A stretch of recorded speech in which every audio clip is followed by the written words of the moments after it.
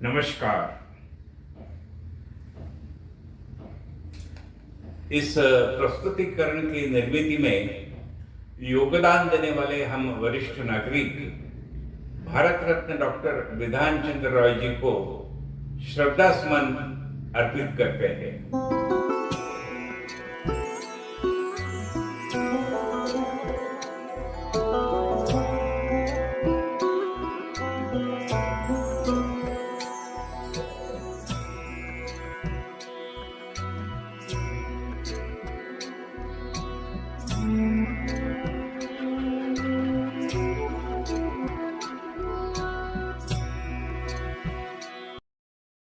नमस्कार। डॉक्टरी पेशेवरों के समर्पण और योगदान की प्रशंसा करने के लिए तथा उन्हें धन्यवाद देने के लिए डॉक्टर्स डे मनाया जाता है।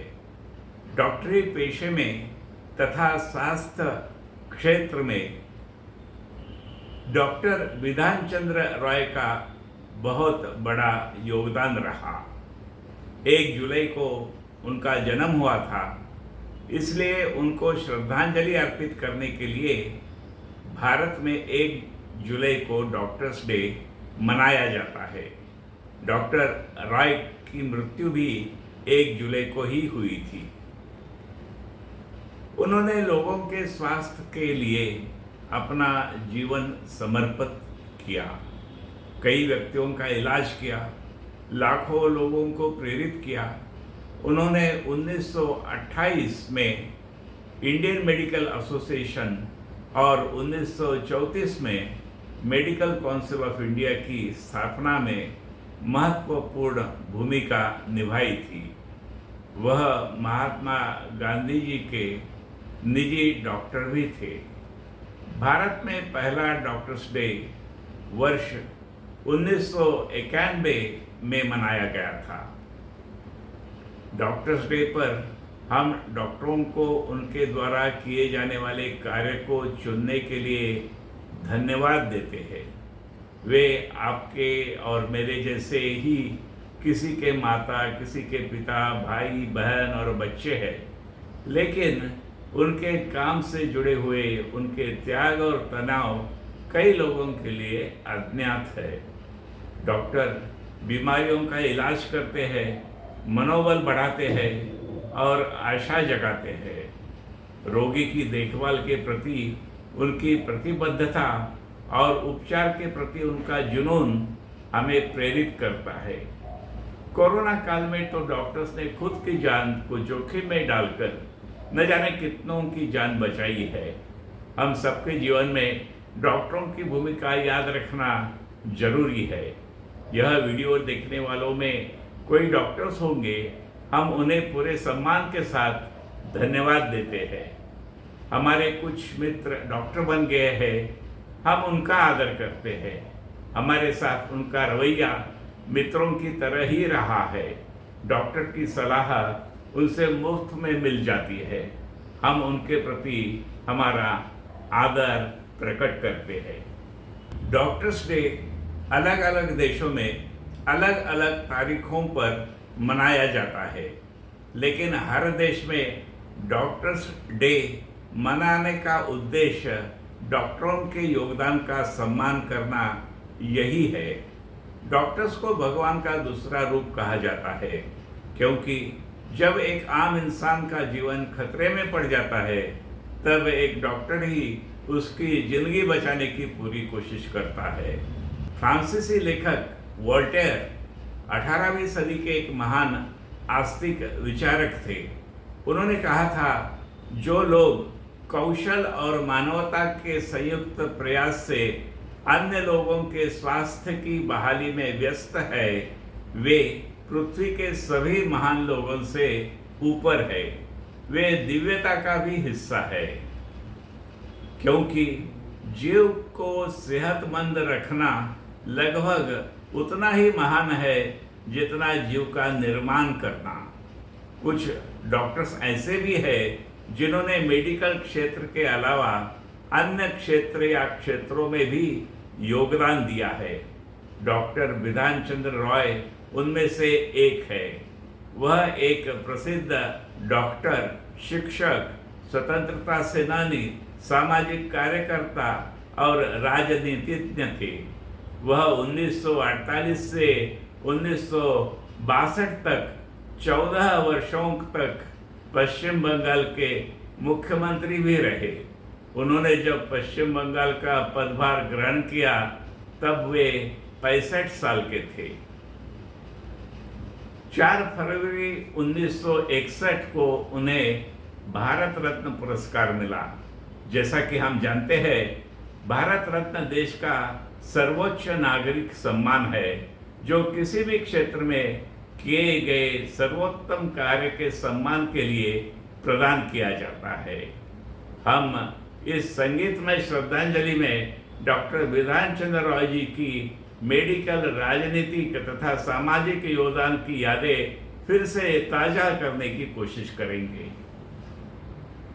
बिधान चंद्र रॉय का जन्म 1882 में पटना के बांकीपुर में हुआ था।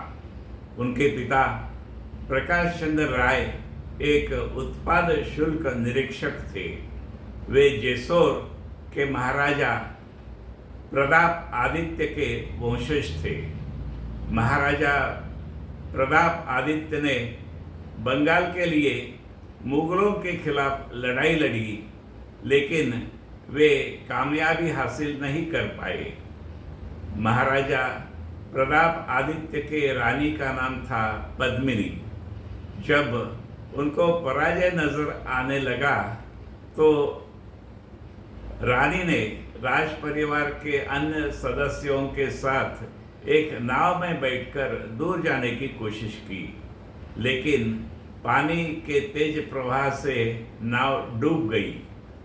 चित्तौड़ की रानी पद्मिनी से लेकर जैसोर की रानी पद्मिनी तक बलिदान देकर विदेशी आक्रमणकारियों के खिलाफ भारतीयों का जंग जारी रहा। महाराजा प्रताप आदित्य के परिवार के वंशज बिधान चंद्र रॉय ने भारतीय स्वतंत्रता संग्राम में भाग लिया और भारत के स्वतंत्रता प्रेमी लोगों ने बहुत बड़ी कीमत देकर स्वतंत्रता हासिल की। ब्रिटिश कवि लॉर्ड बायरन की एक कविता की पंक्तियां याद आती है।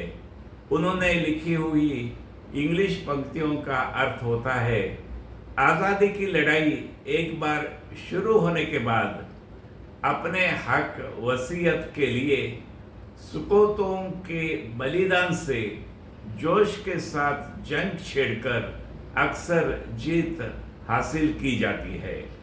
अपनी आज़ादी हासिल करने की इच्छा हो या अपनी अन्य मंजिल पाने की इच्छा हो, इच्छा पूर्ति के लिए समय कितना भी लगे, हमें पूरे जोश के साथ कोशिश जारी रखनी चाहिए। मंजिल आखिर मिल ही जाती है। हमें स्वयं पर विश्वास रखना चाहिए। आत्मविश्वास और संयम के साथ कोशिश यही सफलता की चाबी है। एक ऐसा ही आत्मविश्वास जागरूक रखने के लिए प्रेरित करने वाला जोश भरा गाना कवि मजरूर सुल्तानपुरी साहब ने हिंदी फिल्म आरती के लिए लिखा था, जो पर्दे पर डॉक्टर आरती का किरदार निभाने वाली अभिनेत्री मीना कुमारी ने गाया था। आपको यह गाना हमारे दोनों ग्रुप की सदस्य तथा गायक जो डॉक्टर भी है वह अपनी आवाज़ में सुनाएगी। डॉक्टर बरखा जी का हम स्वागत करते हैं। कभी तो मिलेगी, कहीं तो मिलेगी, बहारों की मंजिल राही।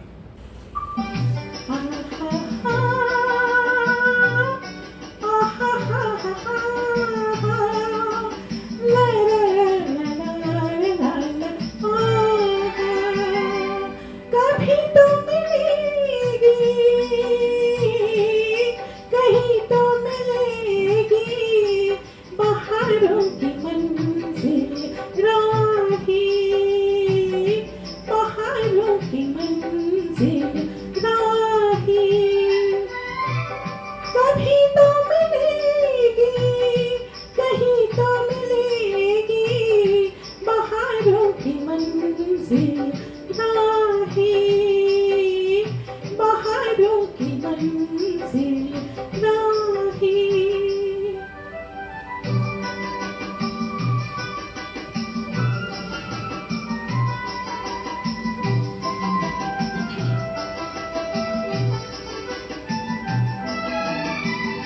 लंबी सही दर्द की राहें, दिल की लगन से काम ले, आँखों के इस तूफान को पी जा, आँखों के बादल थाम ले।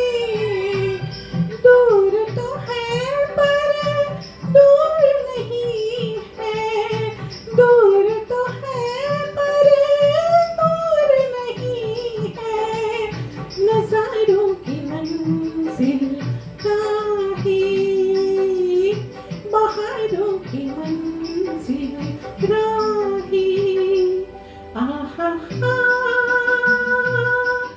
आहा हा हा हा, ला ला ला ला ला ला, आहा। माना कि है गहरा अंधेरा, गुम है डगर की चांदनी, मैली न हो धुंधली पड़े ना, देख नजर की चांदनी। डाले हुए है रात की चादर, डाले हुए है रात की चादर, सितारों की मंजिल राही, बहारों की मंजिल राही।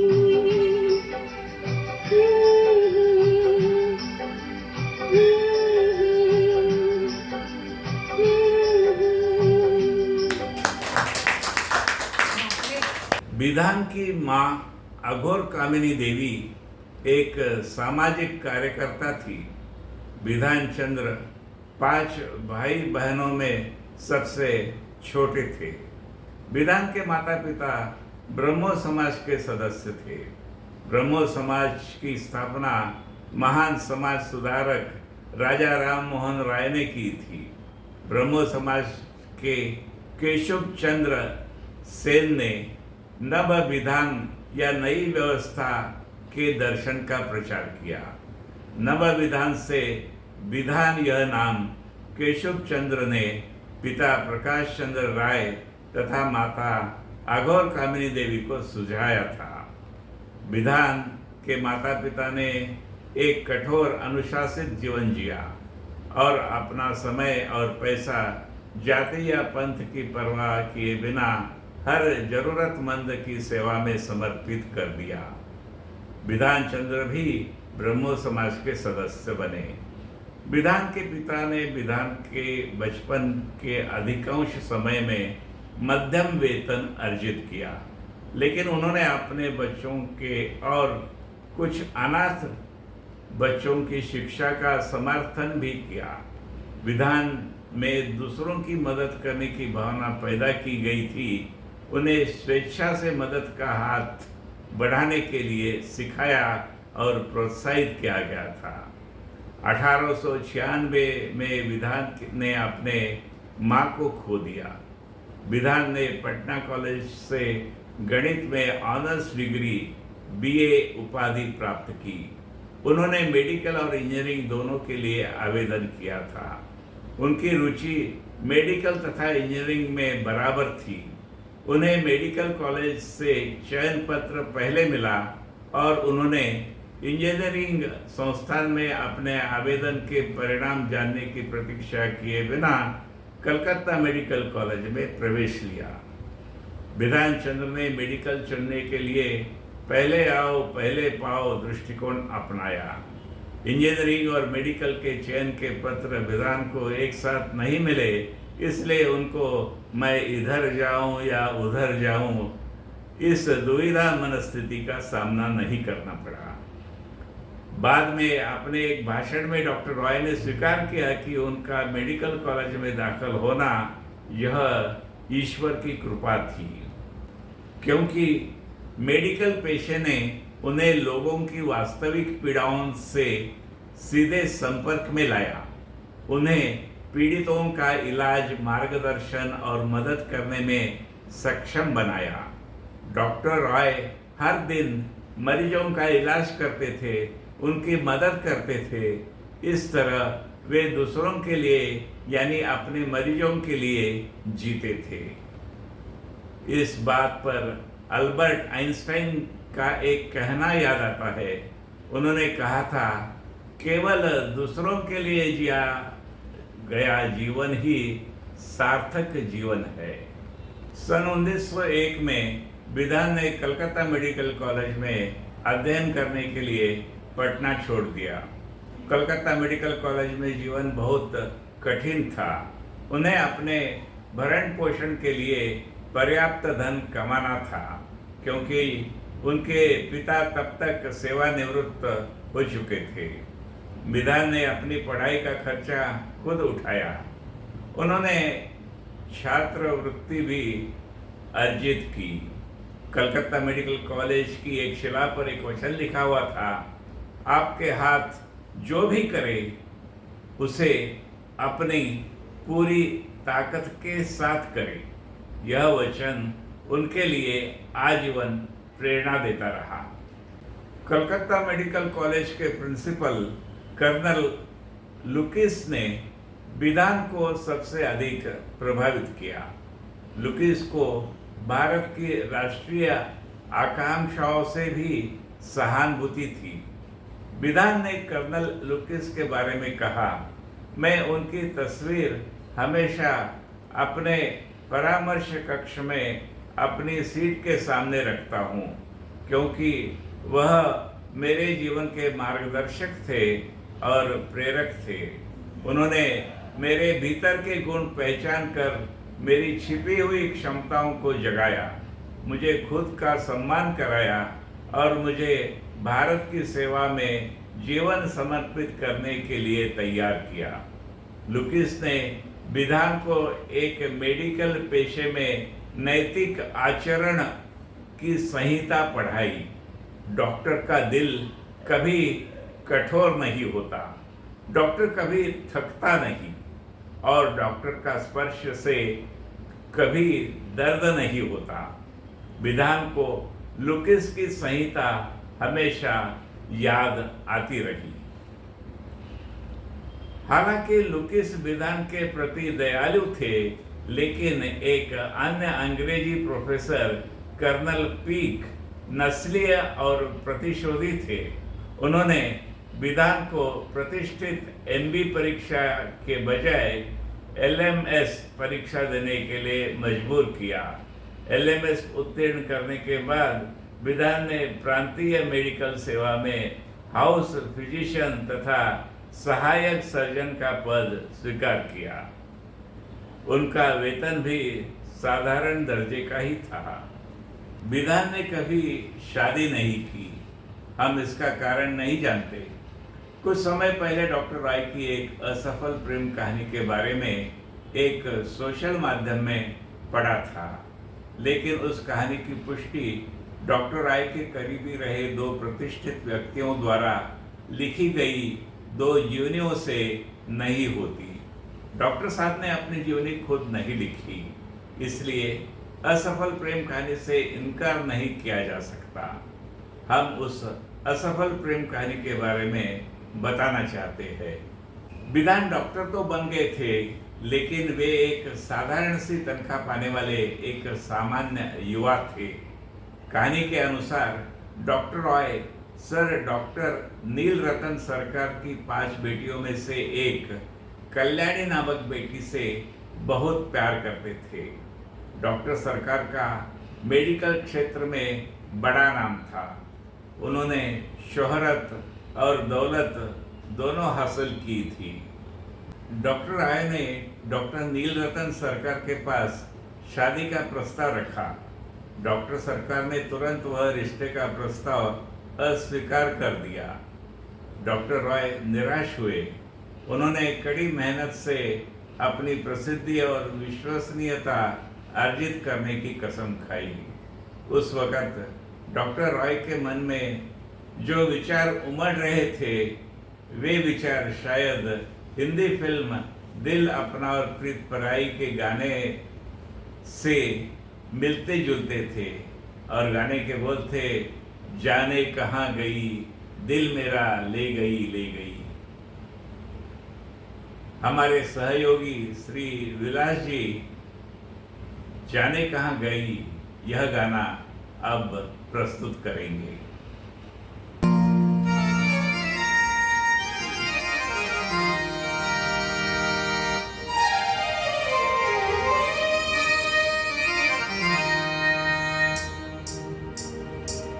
जाने कहाँ गई,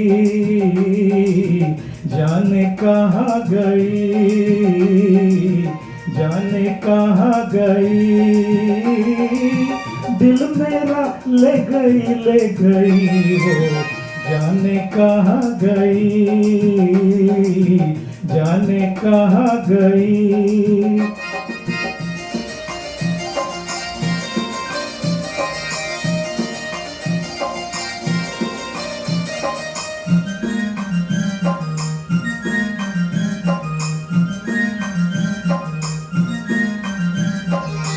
देखते देखते क्या से क्या हो गया, धड़कने रह गई, दिल जुदा हो गया, दिल जुदा हो गया, जाने कहाँ गई, दिल मेरा ले गई वो, जाने कहाँ गई, जाने कहाँ गई।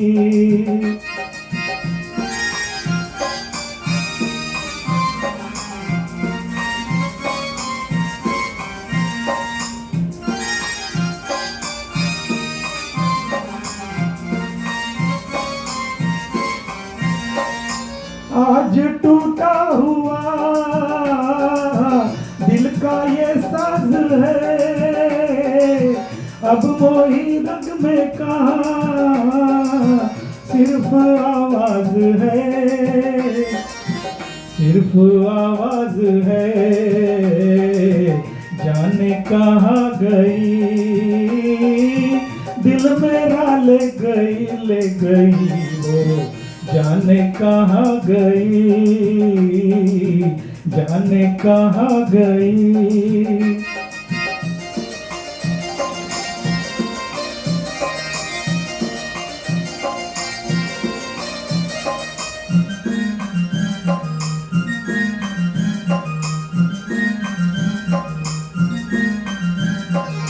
घुटता रहता ना दम, जान ये छूटती, काश कहता कोई वो मोहब्बत न थी, वो मोहब्बत न थी, जाने कहाँ गई, दिल मेरा ले गई वो, जाने कहाँ गई, जाने कहाँ गई, जाने।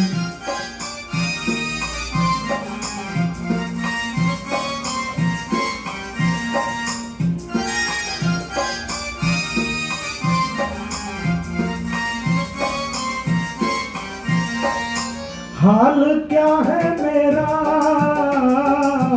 आके खुद देख जा, अब तेरा साथ है, जीना मरना मेरा, जीना मरना मेरा, जाने कहाँ गई, दिल मेरा ले गई वो, जाने कहाँ गई, जाने कहाँ गई, जाने कहाँ गई, जाने कहाँ गई, जाने कहाँ गई, जाने कहाँ गई। अस्पताल में अपने काम और प्रैक्टिस के साथ साथ सेवा में रहते हुए डॉक्टर राय ने 2 साल में एमडी के लिए अपनी थीसिस तैयार कर दी। विधान उच्च अध्ययन के लिए इंग्लैंड जाने की महत्वाकांक्षा पाले हुए थे। एक उचित राशि बचाने के बाद उन्होंने 2 साल 3 महीने के लिए बिना वेतन की छुट्टी के लिए बंगाल सरकार को आवेदन किया। विधान 1909 में 1200 रुपये के साथ सेंट बार्थोलोम्यू अस्पताल में नामांकन के लिए ब्रिटेन के लिए रवाना हुए। कॉलेज के डीन एक एशियाई छात्र को स्वीकार करने में इच्छुक नहीं थे। उन्होंने विधान के आवेदन को अस्वीकार कर दिया। आवेदन बार बार खारिज होता रहा, लेकिन विधान प्रयास करते रहे। आखिर 30 बार प्रयास करने के बाद उनका आवेदन स्वीकृत हो गया। विधान ने पढ़ाई करने में कोई कसर नहीं छोड़ी। कड़ी मेहनत करके वे एक साथ रॉयल कॉलेज ऑफ फिजिशियन के सदस्य यानी MRCP और रॉयल कॉलेज ऑफ सर्जन्स के फेलो यानी FRCS बन गए। वह एक दुर्लभ उपलब्धि थी जो उन्होंने केवल 2 साल 3 महीने में हासिल की। 1911 में वे भारत लौट आए। वह प्रांतीय स्वास्थ्य सेवा में शामिल हो गए और आवश्यकता पड़ने पर नर्स के रूप में भी काम करते रहे। उन्होंने कोई काम छोटा नहीं समझा। अपने खाली समय में वह मामूली शुल्क लेकर निजी तौर पर प्रैक्टिस करते रहे। डॉक्टर राय को नस्लीय भेदभाव का सामना भी अन्य भारतीयों की तरह करना पड़ा। अंग्रेज डॉक्टर कम योग्य थे, लेकिन उनको उच्च पद पर नियुक्त किया जाता था और वे वेतन उनसे काफ़ी अधिक पाते थे। इंग्लैंड से लौटने के बाद डॉक्टर राय ने कैम्पबेल मेडिकल स्कूल में शिक्षक इस पद की स्वीकृति की। कैम्पबेल स्कूल में उनका पूरा कार्य स्कूल के नस्लवादी अधीक्षक मेजर रीड के साथ लड़ाई करने में बीता। विधान ने कभी भी अपमान सहन नहीं किया और हमेशा चल रही लड़ाई से वे प्रभावित रहे। डॉक्टर रॉय प्राइवेट प्रैक्टिस करते हुए गरीब मरीजों के हालात देख रहे थे और मेडिकल स्कूल में अपने खिलाफ नस्लीय भेदभाव देख रहे थे। वह गरीब मरीजों की मदद करते रहे और साथ ही नस्लीय भेदभाव के खिलाफ भी लड़ते रहे। उन्होंने गरीब मरीजों के दर्द का अनुभव किया। मरीजों की मदद करना यही डॉक्टर रॉय की जिंदगी का मकसद बन गया। शादी का ख्याल उन्होंने दिमाग से निकाल दिया, इसलिए शायद डॉक्टर रॉय ने इंग्लैंड से लौटने के बाद भी कल्याणी के साथ शादी की बात टाल दी होगी। मुझे फैज़ अहमद फैज़ का एक जुमला याद आता है, और भी दुख है ज़माने में मोहब्बत के सिवा, राहतें और भी है वस्ल की राहत के सिवा। कहा जाता है कि कल्याणी भी अविवाहित रही। यदि कल्याणी खुद प्यार का इजहार करती तो दोनों के बीच का संवाद कुछ 1959 में बनी फिल्म दीदी के लिए शायर लुधियानी जी ने लिखी हुई कविता जैसा होता। फिल्म के निर्माण के दौरान फिल्म के संगीत निर्देशक एन दत्ता बीमार पड़ गए थे, तो सुधा मल्होत्रा उनकी मदद के लिए आगे आई और उन्होंने प्रसिद्ध लोकप्रिय और ऐतिहासिक गीत तुम मुझे भूल भी जाओ तो ये हक है तुमको, इस गाने की धुन तैयार की। गायक है सुधा मल्होत्रा और मुकेश। आइए सुनते हैं फिल्म दीदी का गाना डॉक्टर बरखा जी तथा विलास जी के आवाज में। तुम मुझे भूल भी जाओ तो ये हक है तुमको, मेरी बात और है मैंने तो मोहब्बत की है। तुम मुझे भूल भी जाओ तो ये हक है तुमको।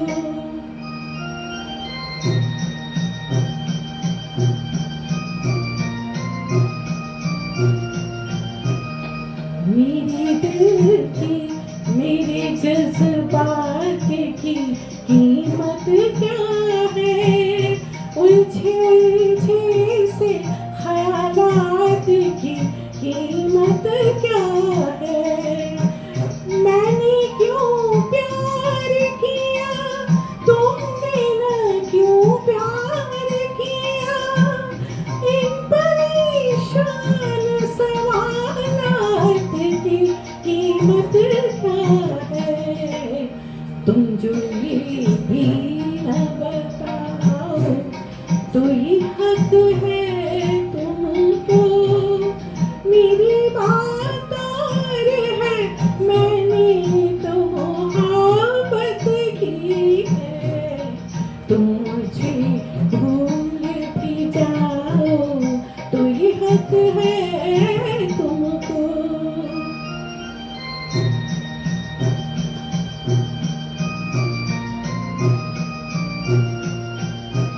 जिंदगी सिर्फ मोहब्बत नहीं, कुछ और भी है। जुल्फ रुखसार की जन्नत नहीं, कुछ और भी है। भूख और प्यास की मारी हुई इस दुनिया में, इश्क ही एक हकीकत नहीं, कुछ और भी है। तुम अगर आँख चुराओ तो ये हक है तुमको, मैंने तुमसे ही नहीं सबसे मोहब्बत की है। तुम अगर आँख चुराओ तो ये हक है तुमको।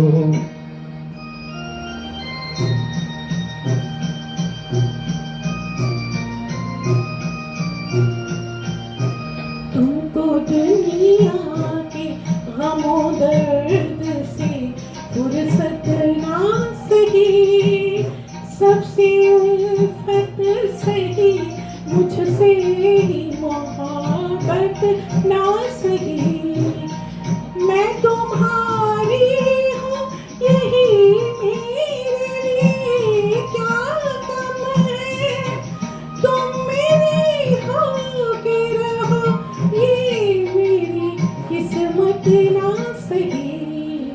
और भी दिल को जलाओ तो ये हक है तुमको, मेरी बात और है, मैंने तो मोहब्बत की है।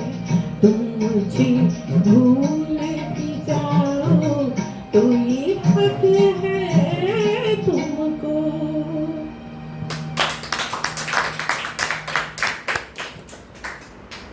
इस कहानी को कुछ हद तक इस बात से स्वीकृति मिलती है कि डॉक्टर बीसी रॉय ने मुख्यमंत्री बनने के बाद कोलकाता की बढ़ती आबादी को समायोजित करने के लिए जो सैटेलाइट नगर बसाए थे, उन नगरों में प्रमुख नगर का नाम कल्याणी नगर था। जल्दी डॉक्टर रॉय ने दुर्लभ क्षमता, अंतर्दृष्टि और अंतर्ज्ञान से एक कामयाब डॉक्टर के रूप में प्रतिष्ठा बनाई। किसी बीमारी का निदान करने और सही उपचार बताने की उनकी क्षमता प्रसिद्ध हो गई। डॉक्टर साहब कहते थे, कुछ बीमारियां वक्त देने से अपने आप दूर हो जाती है। उनका खुद का उदाहरण देना उल्लेखनीय होगा। वे ठंडी हवा से तुरंत बीमार हो जाते थे।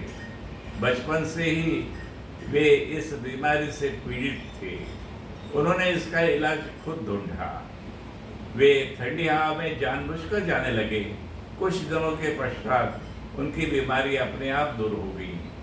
वे ठंडी हवा बर्दाश्त करने लगे।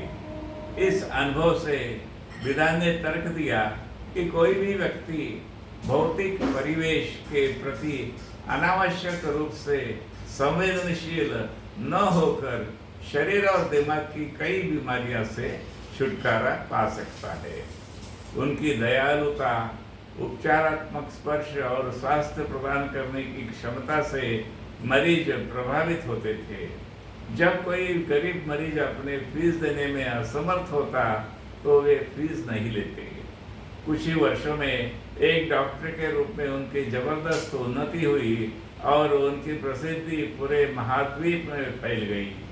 भारत में कहीं भी आखिरी विकल्प के रूप में डॉक्टर राय को बुलाया जाने लगा। उनकी सफलता का सबसे बड़ा कारक वह आशावाद था जो उनके रोगियों को प्रेरित करता था। एक मुस्कुराते हुए चेहरे के साथ और एक फिजिशियन और एक सर्जन के रूप में मानव प्रणाली के संपूर्ण ज्ञान के साथ विधान एक मरीज के पास जाते थे और उसका समग्र निदान देते थे, उसे आशा देते थे। आहार और जीवन शैली में परिवर्तन और दवाओं के साथ पुनर्प्राप्ति की एक पूरी योजना देते थे। उनका अपना दर्शन था, पूरी कोशिश करो और बाकी भगवान पर छोड़ दो। उन्होंने अपने मरीजों को पूरी सहानुभूति दी और बदले में उन्होंने उन्हें भरोसा दिया। डॉक्टर राय का मानना था कि डॉक्टरी पेशा कोई व्यवसाय नहीं है। एक डॉक्टर अपने मरीजों को जो ज्ञान, कौशल, सहानुभूति और भक्ति देता है उसे कभी भी पैसे से नहीं मापा जा सकता। एक डॉक्टर को हमेशा यह महसूस करना चाहिए कि पीड़ित मानवता के प्रति उसका पवित्र कर्तव्य है कि उसके प्रति असीम दया रखे। डॉक्टर राय ने एक बार कहा था, चाहे आप एलोपैथी या होम्योपैथी का अभ्यास करें, लेकिन तब तक कुछ भी हासिल नहीं हो सकता जब तक डॉक्टर की मरीज के प्रति सहानुभूति न हो। उन्होंने एक दिल वाले डॉक्टर के रूप में अपना नाम कमाया। वे खैबर से रंगून तक पूरे देश में प्रसिद्ध हो गए।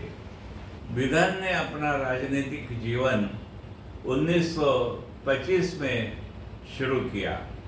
वह बैरकपुर से बंगाल विधान परिषद चुनाव के लिए एक स्वतंत्र उम्मीदवार के रूप में खड़े होकर बंगाल के ग्रैंड ओल्ड मैन यानी सुरेंद्रनाथ बनर्जी, जिन्हें सरेंडर नॉर्थ भी कहा जाता था, उनको हराया।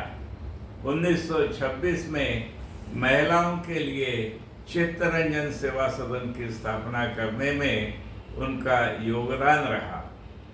महिलाएं शुरू में अस्पताल आने के लिए तैयार नहीं होती थी, लेकिन डॉक्टर रॉय और उनकी टीम ने शानदार तरीके से महिलाओं को समझाया और सभी वर्गों और समुदायों की महिलाएं अस्पताल में आने लगी। बाद में उन्होंने महिलाओं को नर्सिंग और सामाजिक कार्यों में प्रशिक्षण देने के लिए एक केंद्र खोला। 3 साल बाद वह अखिल भारतीय कांग्रेस कमेटी के लिए चुने गए। उन्होंने 1929 में बंगाल में सविनय अवज्ञा आंदोलन का कुशलतापूर्वक संचालन किया। उन्हें 1930 में कांग्रेस कार्य समिति यानी CWC के सदस्य के रूप में नामित किया गया। जब वे गांधी जी के सविनय अवज्ञा आंदोलन में शामिल हुए तो जल्द ही वे उनके मित्र और निजी डॉक्टर बन गए। जब गांधी जी ने 1933 में पुणे में उपवास किया तो उन्होंने यह कहकर दवा लेने से इनकार कर दिया कि दवा स्वदेशी नहीं है। मुझे आपका इलाज क्यों लेना चाहिए? क्या आप मेरे 40 करोड़ भारतवासियों का इलाज मुफ्त में करेंगे? गांधी जी ने डॉक्टर रॉय से पूछा। डॉक्टर रॉय ने जवाब दिया, नहीं, मैं सभी मरीजों का मुफ्त इलाज नहीं कर सकता, लेकिन मैं मोहनदास गांधी का इलाज करने नहीं आया, बल्कि उनका इलाज करने आया हूँ जो मेरे लिए मेरे देश के 40 करोड़ लोगों का प्रतिनिधित्व करते हैं। आखिर गांधी जी राजी हो गए। एक डॉक्टर के रूप में बीसी रॉय की लोकप्रियता उनके राजनीतिक जीवन में भी बढ़ती रही। बिधान चंद्र रॉय, ईश्वर चंद्र विद्यासागर और स्वामी विवेकानंद जैसे एक घरेलू नाम बन गए। उनके देखे से ही जो आ जाती है मुंह पे रौनक, वो समझते हैं कि बीमार का हाल अच्छा है। डॉक्टर राय लंबे और सुंदर थे। उनमें मनभावन व्यक्तित्व था। मरीजों ने उन पर भरोसा किया। कई प्रतिष्ठित लोगों ने उनसे सलाह ली। हैदराबाद के निजाम ने अपनी बीमार बहू के इलाज के लिए उनसे सलाह ली थी। यह कहने की जरूरत नहीं है कि डॉक्टर राय से मिले उपचार से निजाम की बहू ठीक हो गई और उनके मनभावन व्यक्तित्व ने उनके इलाज में तेजी लाने के लिए उत्प्रेरक यानी कैटलिस्ट के रूप में काम किया।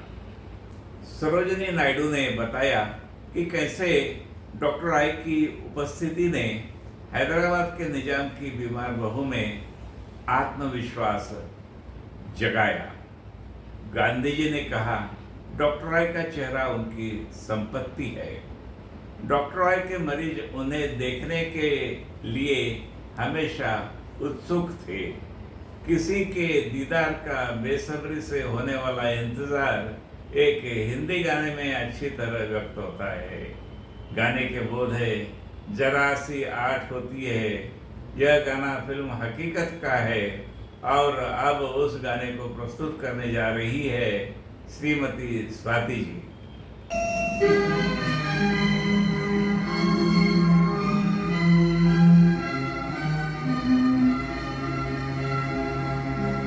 जरा सी आहट होती है तो दिल सोचता है, कहीं वो तो नहीं, कहीं वो तो नहीं, कहीं वो तो नहीं। जरा सी आहट होती है तो दिल सोचता है, कहीं वो तो नहीं, कहीं वो तो नहीं, कहीं वो तो नहीं।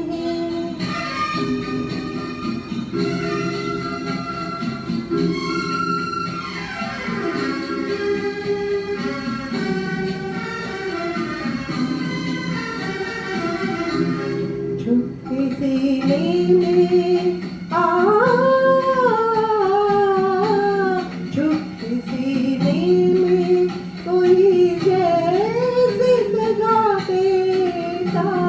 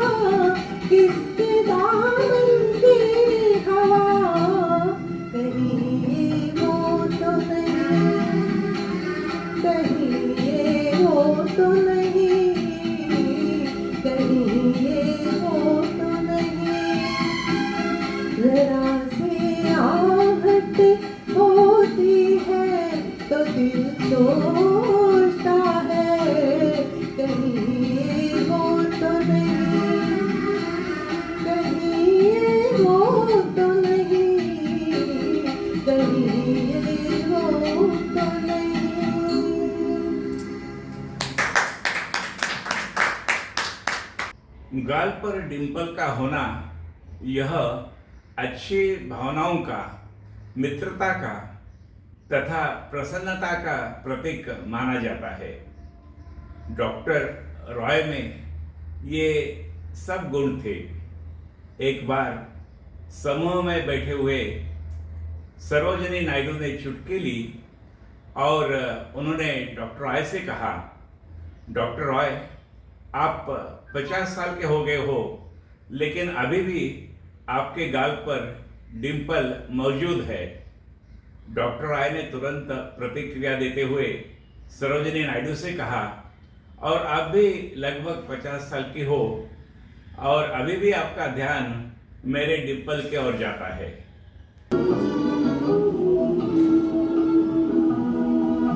खुशियों के दिन मनाए जा, दिल के तराने गाए जा, तुझको जवानी की कसम दिल की लगी बुझाए जा, दुनिया मेरी बसाए जा, आजा पिया अभी तो मैं जवान हूँ, अभी तो मैं जवान हूँ, अभी तो मैं जवान हूँ, अभी तो मैं जवान हूँ, अभी तो मैं जवान हूँ, अभी तो मैं जवान हूँ।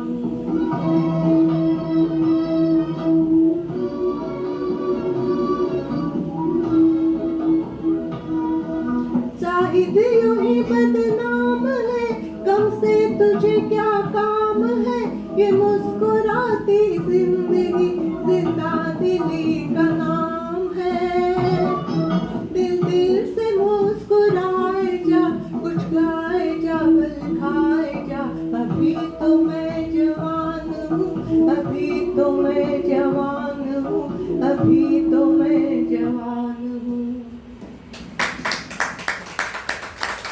अभी तो मैं जवान हूँ, यह दिलचस्प हास्यपूर्ण गाना स्वाति जी ने प्रस्तुत किया। आज़ादी के बाद डॉक्टर रॉय उत्तर प्रदेश के राज्यपाल बने। भले ही वह खुद को अपने मेडिकल पेशे के लिए समर्पित करना चाहते थे, लेकिन एक साल बाद कांग्रेस ने बंगाल के मुख्यमंत्री के लिए उनका नाम प्रस्तावित किया। शुरू में वे राजी नहीं थे। जब गांधी जी ने उन्हें मनाया तो वो मान गए। 1948 में पश्चिम बंगाल के वे दूसरे मुख्यमंत्री बन गए। उस वक़्त डॉक्टर साहब को देशबंधु चित्तरंजन दास ने कही गई बात याद आई होगी।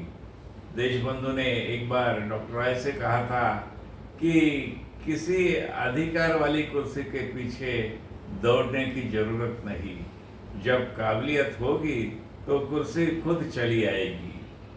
मुख्यमंत्री के रूप में डॉक्टर राय को पूर्वी पाकिस्तान से पश्चिम बंगाल में संकट में आए विस्थापित शरणार्थियों को समायोजित करने के लिए एक चुनौतीपूर्ण कार्य का सामना करना पड़ा। डॉक्टर राय ने समस्या का विश्लेषण किया और एक समाधान पेश किया। पूर्व बंगाल के आए हुए विस्थापित लोगों के रहने के लिए कुछ इंतजाम करना लाजमी था। उन्हें तुरंत आश्रय और राहत पहुंचाने की सख्त जरूरत थी। डॉक्टर राय ने पूर्व पाकिस्तान से आए हुए शरणार्थियों को रहने के लिए गांव और कस्बे बनाए। वे डॉक्टर रॉय ही थे जिन्होंने सबसे पहले ईस्ट बंगाल से आए हुए लोगों के लिए मानसिक पुनर्वास देने के बारे में सोचा था। उन्होंने आश्रय स्थलों पर संगीतमय मनोरंजन की व्यवस्था की। बहुत जल्द ही प्रत्येक आश्रय स्थल के पास संगीत वाद्यों का एक सेट डॉक्टर रॉय की सरकार द्वारा प्रदान किया गया। राज्य सरकार ने लोक मनोरंजन अनुभाग के अंतर्गत एक समिति का गठन किया, जिसके प्रमुख थे पंकज कुमार मलिक। वे एक प्रसिद्ध अभिनेता, संगीतकार और गायक थे। 1940 में बनी फिल्म डॉक्टर में उन्होंने एक डॉक्टर की मुख्य भूमिका निभाई थी। डॉक्टर फिल्म का नायक एक मानवतावाद और समानता के आदर्शों पर चलने वाला युवक है। वह अपना पूरा जीवन महामारी के दौरान एक गांव में दलितों की सेवा करते हुए बिताता है। आइए सुनते हैं फिल्म डॉक्टर के दो गाने। पंकज मलिक मुख्य अभिनेता, संगीत निर्देशक और गायक है। डॉक्टर फिल्म के ये दो गाने तेज गति के प्रतीक है। जिस तेज गति से रफ्तार से डॉक्टर रॉय ने पश्चिम बंगाल में आए हुए शरणार्थियों का मनोबल बढ़ाया, उन्हें आसरा दिया, उनको अपनाया और उनको प्रगति के मुख्य प्रवाह में शामिल किया। पहला गाना है चले पवन की चाल, जो एक अश्वशक्ति यानी एक हॉर्स पावर से दौड़ने वाली घोड़ा गाड़ी पे चित्रित है। दौड़ते हुए घोड़े की लय पर आधारित यह हिंदी फिल्मों का पहला गाना है। यह गाना प्रस्तुत करेंगे शिरीष जी। दूसरा गाना है आई बहार आई आई बहार, जो सैकड़ों अश्वशक्ति से दौड़ने वाली रेलगाड़ी पे चित्रित किया गया है। यह गाना प्रस्तुत करेंगे मोहन जी। म्यूजिक क्लब की कल्पना मोहन जी ने साकार की। हिंदी फिल्म संगीत का उनका ज्ञान अगाध है। उनके पास फिल्म संगीत का खजाना है। घोड़े की तेजी से, रेलगाड़ी की रफ्तार से डॉक्टर राय ने पश्चिम बंगाल को एक बीमार राज्य से एक प्रगति पर चलता हुआ दमदार राज्य बनाया। ये दोनों गाने 80 साल से भी ज्यादा पुराने हैं। इन गानों की कराओके उपलब्ध नहीं है। शिरीष जी ने और मोहन जी ने मेहनत करके इस गानों को बैकग्राउंड म्यूजिक तैयार किया है। एक के बाद एक हम ये दोनों गाने सुनेंगे।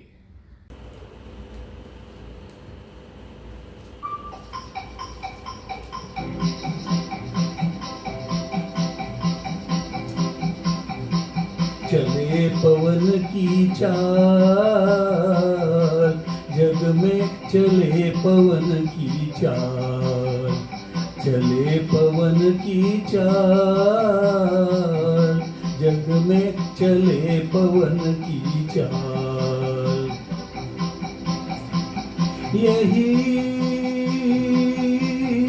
यही चलन है जग सेवा का, यही जीवन सुख पाल। जग में चले पवन की चाल, चले पवन की चाल, जग में चले पवन की चाल।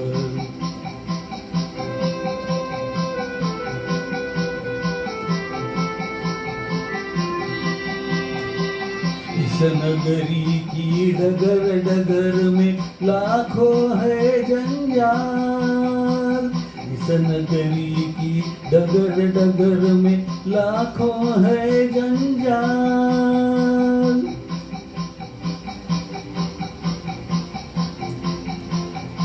सख्ती नरमी सर्दी गर्मी एक सांचे में ढाल। जग में चले पवन की चाल, चले पवन की चाल, जग में चले पवन की चाल।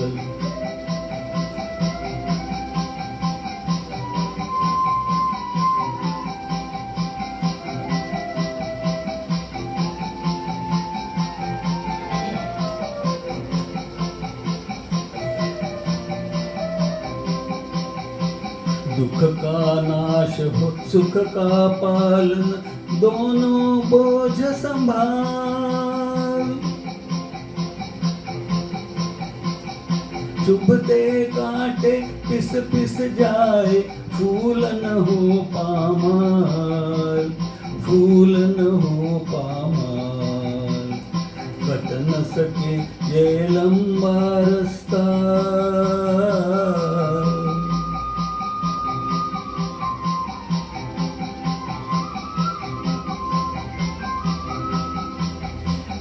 कट न सके ये लंबा रास्ता, कटे हजारों साल।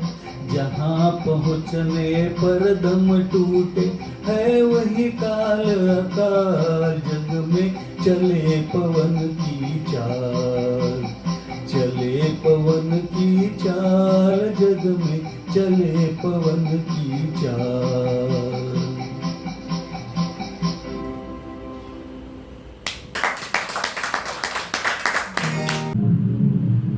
हा हा हा, आई बहार आज आई बहार, आई बहार आज आई बहार।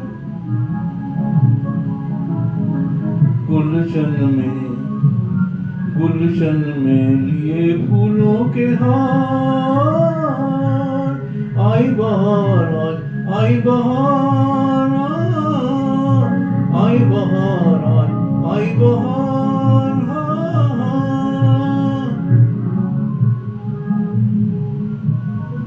मेरे दिल में भी ताजा उमंगें बड़ी, मेरे दिल में भी ताजा उमंगें बड़ी, आरज़ुएं बड़ी और कैसी बड़ी, लिए फूलों के हार।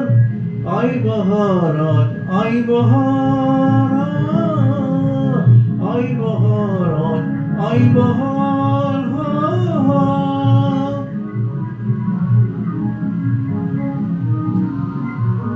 मस्ती से डाली जो यूं झूम उठी, इस मस्त से आंखें लड़ी। मस्ती से डाली जो यूं झूम उठी, इस मस्त से इनकी आंखें लड़ी। आज हर फूल पर है नई ताजगी, रंग चोखा अनोखा है खुशबू नई। अंधली बेपुकारी ज्यों ही ये सुना, लिए फूलों के हार। आई बहार आई बहार।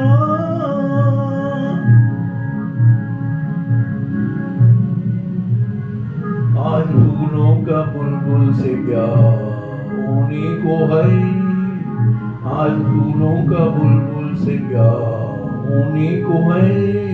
आज थालों में संगल आने को है, आज प्यालों में उबटन आने को है। आज थालों में संगल आने को है, आज प्यालों में उबटन आने को है। आओ तराने छेड़े नए, आओ मिलजुल के गाने गाए नए। आओ शादी रचाएं शोर हम सब ने, है ये शादी नहीं। आओ दुनिया बदलने का दिन आ गया, लिए फूलों के हार। आई बहार आज आई बहार, आई बहार आज आई बहार।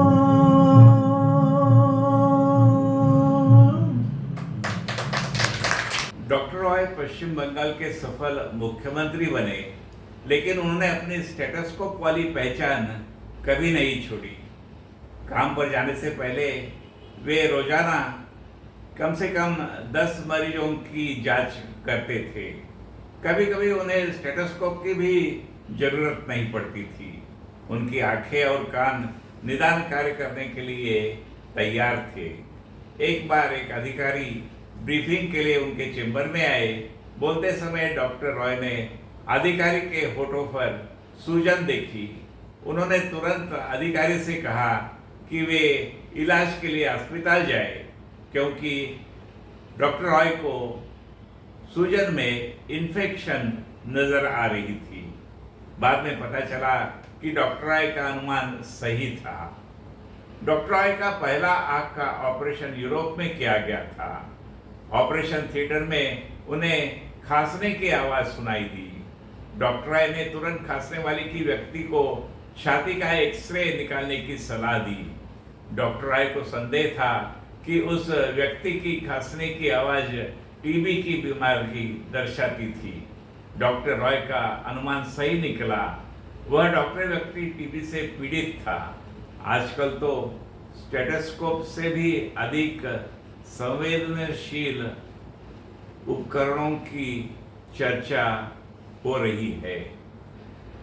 1 जुलाई 1962 को अपने 80वें जन्मदिन पर सुबह के मरीजों का इलाज और राज्य के मामलों का निर्वहन करने के बाद उन्होंने ब्रह्मगीत की एक प्रति ली और उसमें से एक गीत गाया। 11 घंटे के बाद उनकी मौत हो गई। उन्होंने 1 जुलाई 1962 को अपनी मृत्यु तक मुख्यमंत्री के रूप में कार्य किया। अब हम डॉक्टर रॉय साहब के चंद तस्वीरों की एक स्लाइड दिखाएंगे।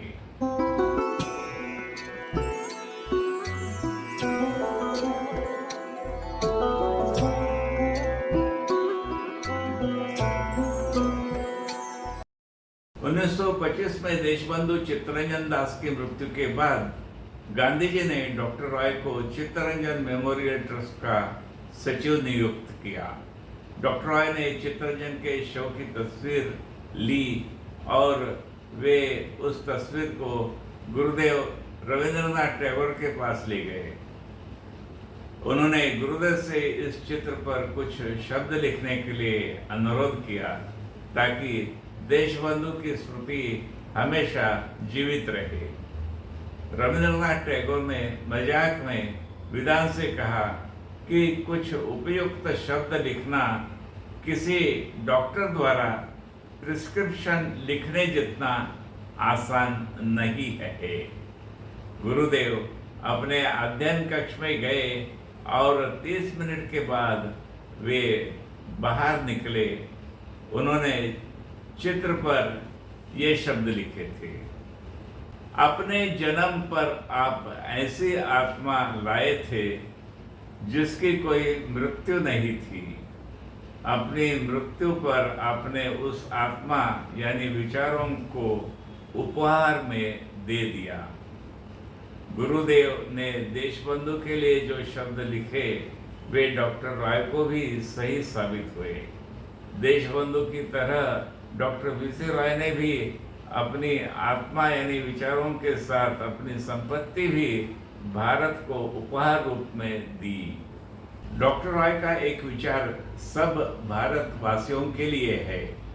वे कहते हैं, अपने समुदाय के बाहर के लोगों की संगति और मित्रता बढ़ाए। ऐसे सामाजिक संपर्कों से विकसित होने वाली समझ और प्रशंसा मतभेदों को दूर करने का सबसे अच्छा तरीका है। मुझे यह कहते हुए गर्व होता है कि हमारे वरिष्ठ नागरिक समूह का आचरण बिल्कुल उपरोक्त शब्दों के अनुरूप है। डॉक्टर बीसी रॉय के जीवन पर एक फिल्म निश्चित रूप से आने वाली पीढ़ियों को मेडिकल की पढ़ाई करने के लिए और गरीबों को और जरूरतमंदों की सेवा करने के लिए प्रेरित करेगी। हमें doctor Dwarkanath Kotnis, doctor BC Roy, doctor Bhubaneswar Barua और डॉक्टर प्रकाश बाबा आमटे जैसे डॉक्टरों की जरूरत है। आज हमारे बीच 3 ऐसी वरिष्ठ शख्सियत मौजूद है जो मेडिकल प्रोफेशन से ताल्लुक रखती थी। एक है डॉक्टर बरखा जी, दूसरी है मैट्रन शुभदा जी और तीसरी है सीनियर नर्स भारती जी। हम पुष्पगुच्छ देकर उनका सम्मान करते हैं।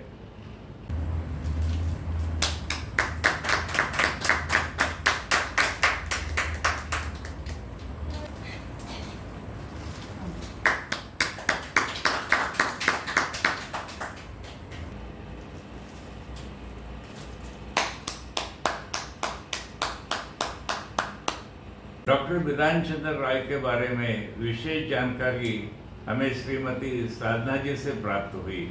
हम उनके आभारी हैं। ज़्यादातर जानकारी हमने 2 किताबों से हासिल की और कुछ जानकारियाँ अन्य लेखकों ने लिखे हुए संदेश से प्राप्त हुई।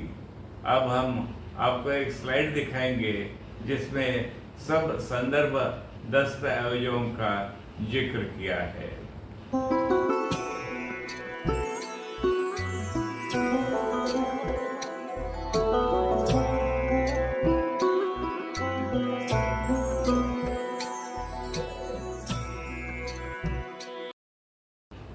इस प्रस्तुति को बृहद आरण्यक उपनिषद के एक श्लोक के साथ समाप्त करेंगे। हमने इस प्रस्तुति का प्रारंभ भी इसी श्लोक से किया था। यह श्लोक ब्राह्म प्रार्थना का एक हिस्सा है।